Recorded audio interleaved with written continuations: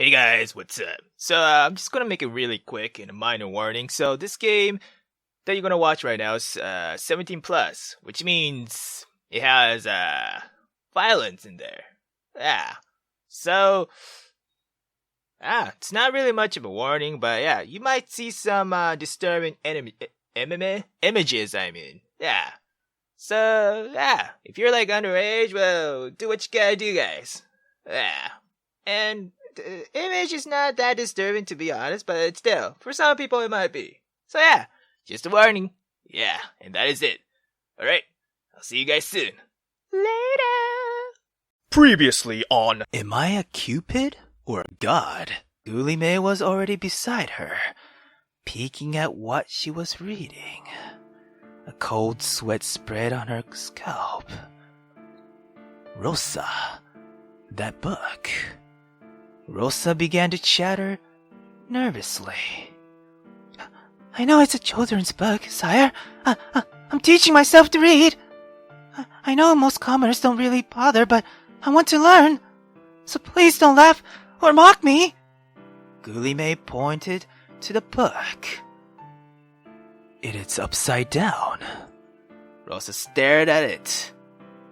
The duck in the picture had their feet up in the air. Rosa squirmed, feeling the heat in her cheeks. She couldn't think of anything more embarrassing.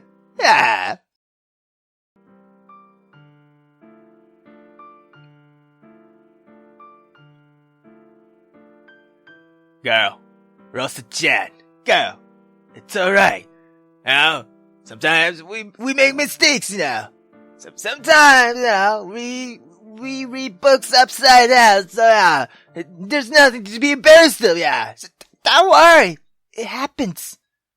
I mean, look, Gully May doesn't mind, I'm down, so it's fine. Don't worry, girl, it's fine. I'm sorry. Gully May's face lost its cheer. Why do you need forgiveness for?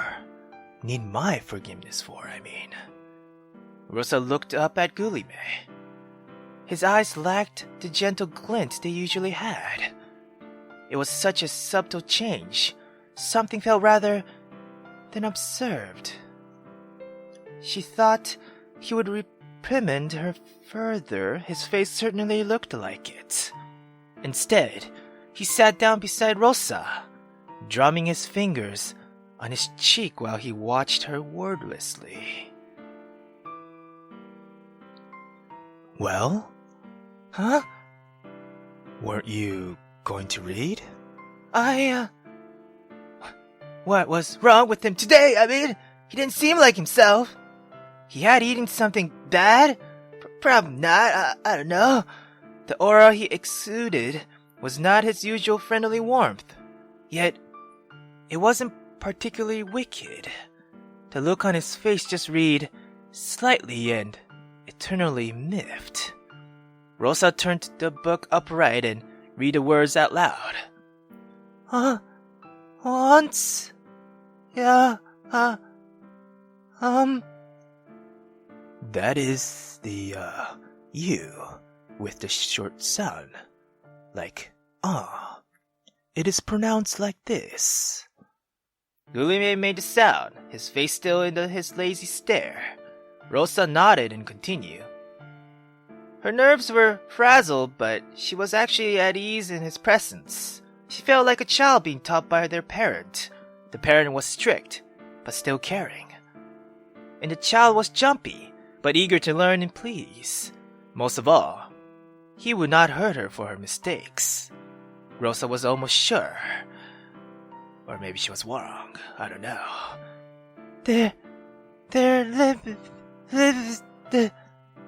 Lived. The past tense of live.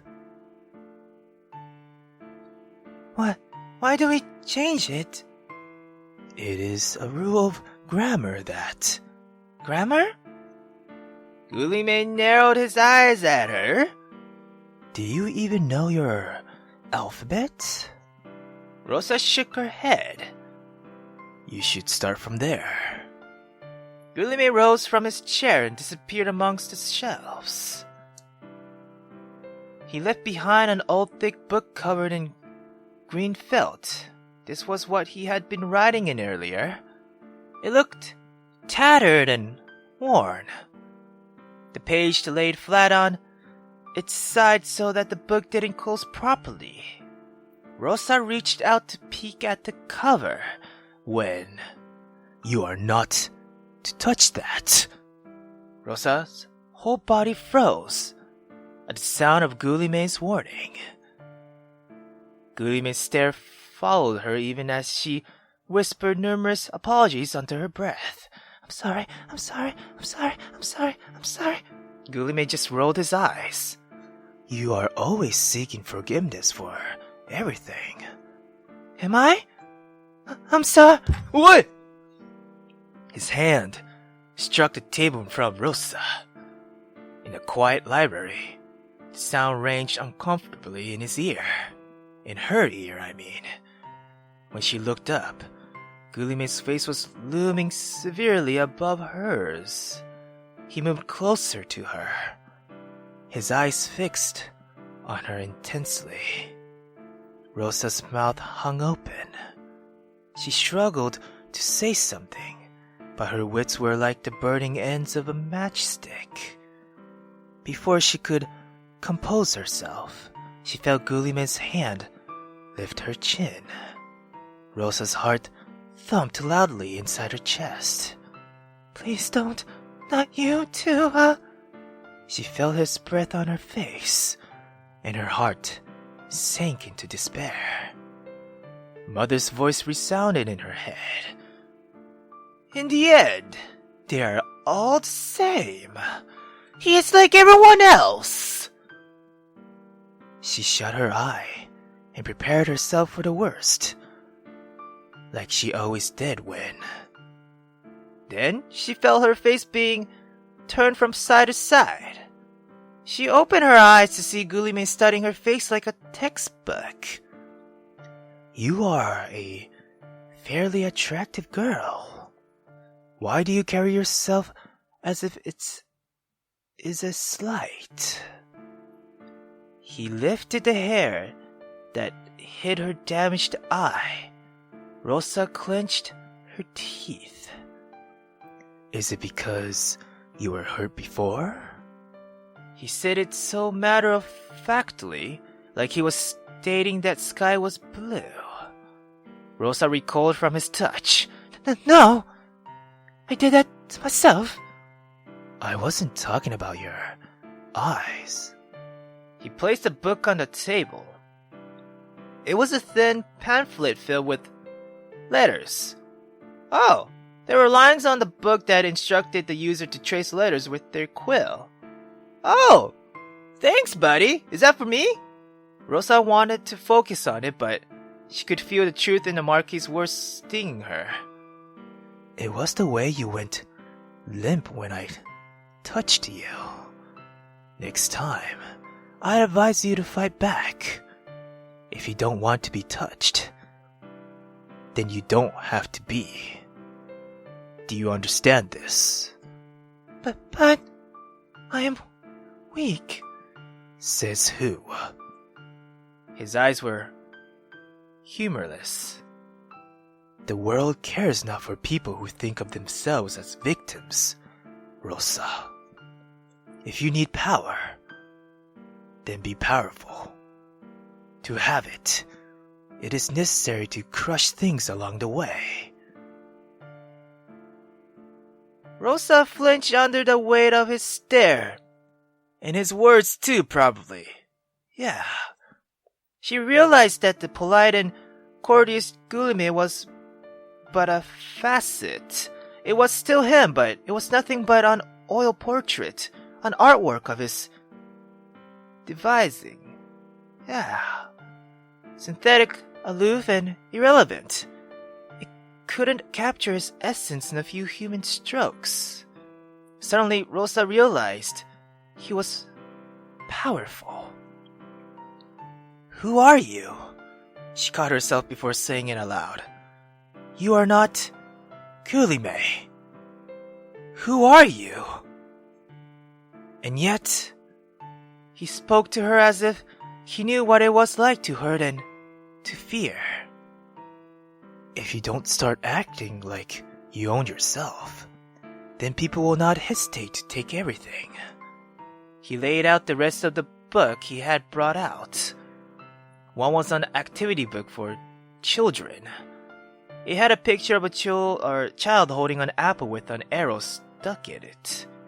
Another was a book of limericks. The other two were thicker books that intimidated her.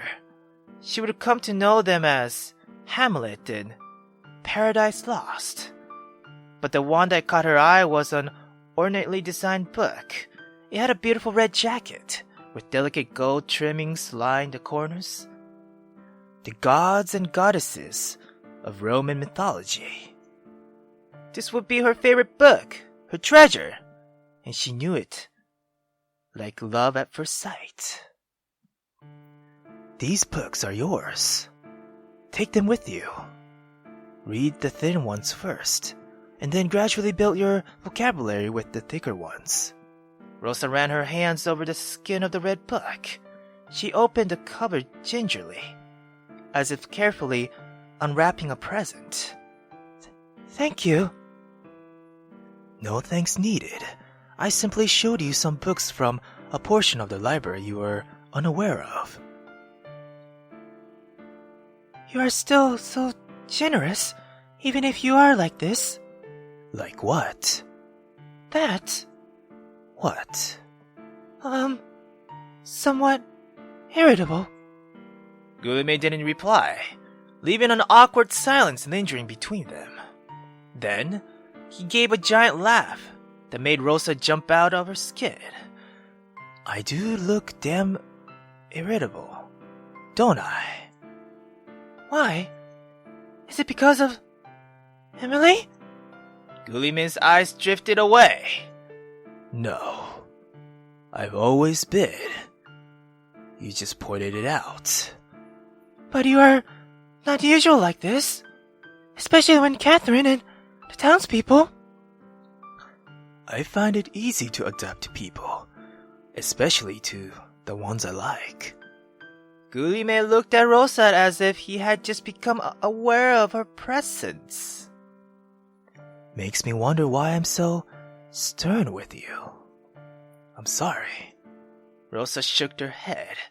I somehow prefer this side of you. Guillemette cocked his head to the side. He brought out the green book that Rosa noticed earlier. This is called a journal. When you learn to write, start one. What is it? Something you can use to remember yourself when you're forgotten. Does it work? It used to. Nowadays, not anymore. Oh. The act itself is the only thing I remember. Now, let's start with your vowels. Whoa! What? Wait. A scream pierced the halls of the chateau. What?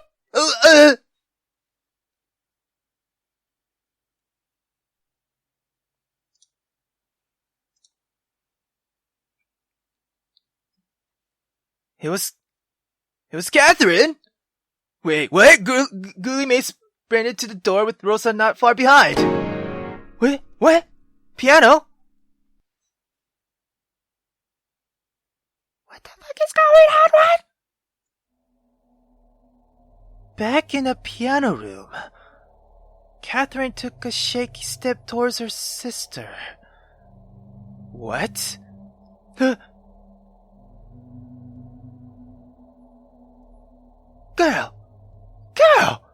Are you alright?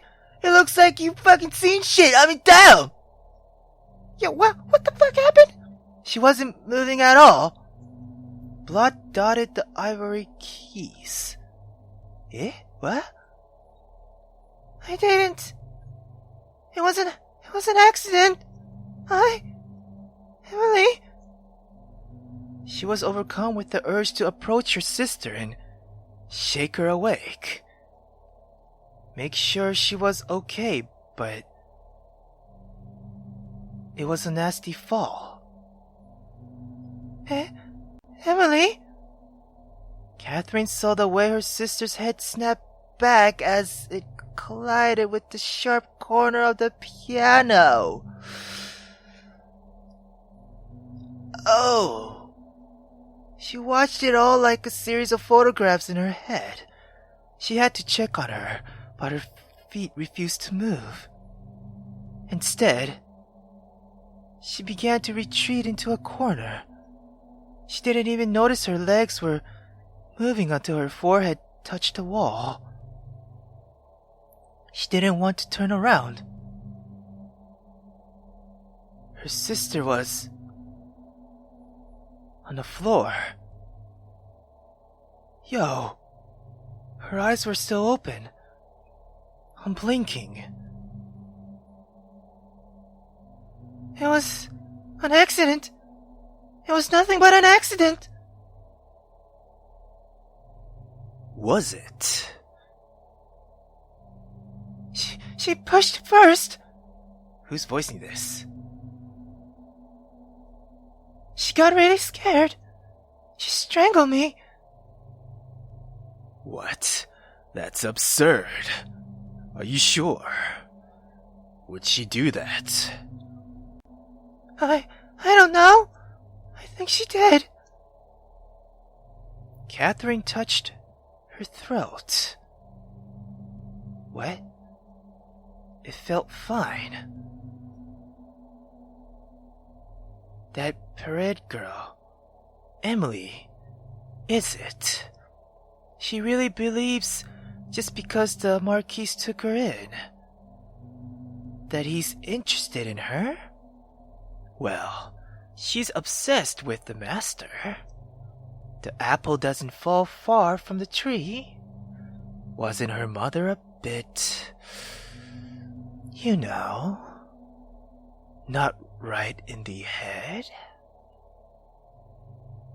It probably runs in the family. Emily had looked mad. Her eyes had burned with malice for her as she had closed her fingers around Catherine's neck. But she couldn't remember if that really happened. Sister was always kind to her. She would never ever hurt her, even when they got into fights. Sister loved her. Yo, girl, what the fuck are you even? What are you? Am I turning mad? I have the blood of a mad woman. Am I going to end up like her? I only told her the truth. Gully doesn't care for her, and she doesn't even care for him that much either.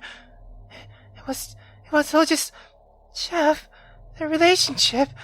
No sense trying to make everyone else miserable too, but she called me jealous and a cunt. She has never called me a cunt.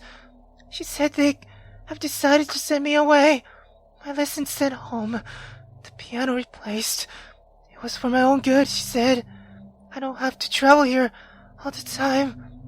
I can concentrate on my other endeavors. I can make new friends. But I know she doesn't want me to near Chatu or Gully. She hates it when I catch her with them. Perhaps this morning was the last straw. She hates it, but she also smirks at me when I see them. Like she basks it in. I think I might hate her. Catherine's thoughts ran through her head like a storm. They poured out of her aimlessly. I wonder if the piano is broken. Am I going to pay it? Am I going to pay for it? What will become of us without sister's wages?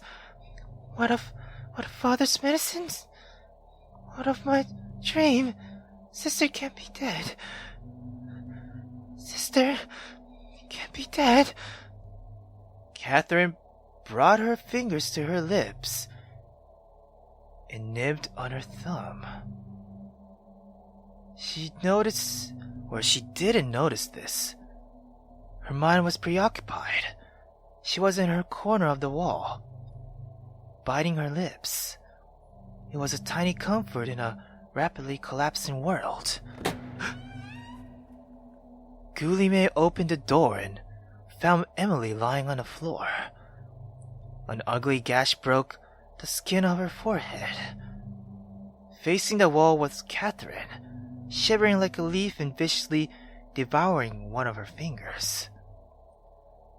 He approached her cautiously. Catherine? Catherine? Rosa was out of breath, but was still able to let out a gasp at the scene. Emily's lifeless eyes stared up at nothing while Catherine pressed herself into a corner. What had happened after she had left? Rosa, will you call for help, please? See that someone checks on Emily. Please. Rosa did as she was told, but what she really wanted to do was hug Catherine herself. Gully took a small step towards her. He called out her name slowly, coaxingly. Catherine turned her head, her thumb still on her lower lips. The flesh was torn, and a smudge of sacred painting, or sacred scarlet, painted her teeth. It was an accident. I swear. Of course it was. Catherine. Of course it was. She pushed me first. She wanted me to stand away. She wanted me gone. You can tell me about it later. Let me take you away from this room. What have I done? Catherine fell to her knees and wept. Large sobs sucked the air out of her. She felt like drowning, trying to keep herself afloat in between sobs. Every exhale was a squeezing pain in her lungs. She felt Gully's arms wrapped around her. What have I done? What have I done? You didn't do anything, ma chérie. This is not your fault. There was a bitter bulge building up in her throat, and she felt that no amount of crying could push it back down. What am I going to do? Father is... Sister! I'm so scared. Gully's arms wound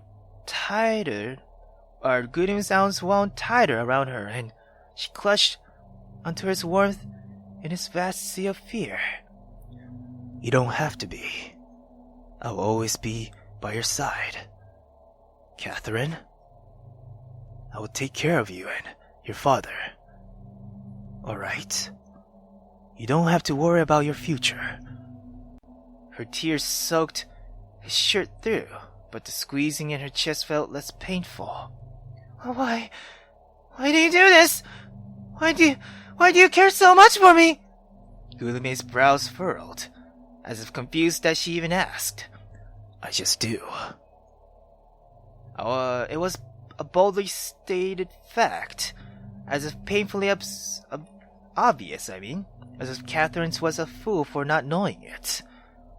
It made Catherine's heart expand in her ribs. When she looked back, she would recall this as the moment she fell in love with him.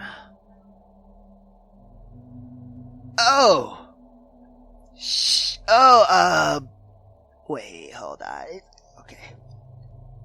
Wait a minute. Is this... I understand, but... You're kinda...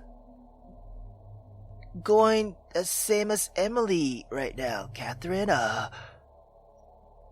look in his eyes was reassuring and strong. She wasn't alone. She was going to be alright. Let's get you away from here. He supported her arms and stood her up, careful to block the view of her sister from her eyes. He led her to the door. Catherine hated how fast her relief came. She was still drenched in sorrow at her sister's death. Her father would not take well to the news, especially in his health, but she was alright. And she hated it. Rosa was with her. She didn't have to leave her piano, her dreams, him. Nothing had to change. And most importantly, she hated the voice that came whispering in her head over and over again. Thank goodness she's dead. Thank goodness.